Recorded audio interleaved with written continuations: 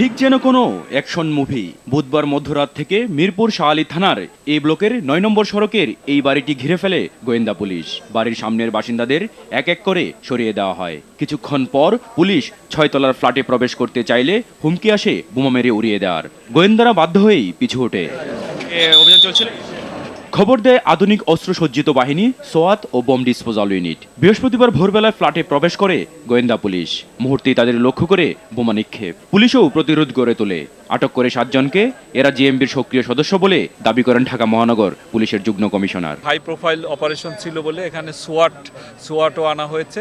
তো সোয়াট এবং বোম ডিসপোজালের এই দুটো এবং পাশাপাশি ইউনিফর্ম পুলিশের ব্যাকআপ সহ আমাদের অভিযান চলছিল। আমরা এই পর্যন্ত 7 জনকে আটক করেছি, তার ভিতরে 3 জন কমপক্ষে জেএমবির খুব গুরুত্বপূর্ণ সদস্য। পরে দীর্ঘক্ষণ অভিযান চালায় গোয়েন্দারা। উদ্ধার করা হয় 16টি গ্রেনেড ও বিস্ফোরক দ্রব্য। উদ্ধার হওয়া গ্রেনেড এক এক করে বিস্ফোরণ ঘটিয়ে ধ্বংস করে বোম ডিসপোজাল ইউনিট। তাদের কাছে গ্রেনেড অস্ত্রশস্ত্র রয়েছে, এরকম একটা বিষয়কে সামনে নিয়ে আমরা একটা প্রিকশন নিয়ে সোয়াট টিম, বোম টিমের সমন্বয়ে অপারেশনটি হয়েছে। আর পুলিশ জানায় হোসনে দালানে বোমা হামলার ক্লু বের করতে গিয়ে এই আস্তানা বের হয়ে আসে।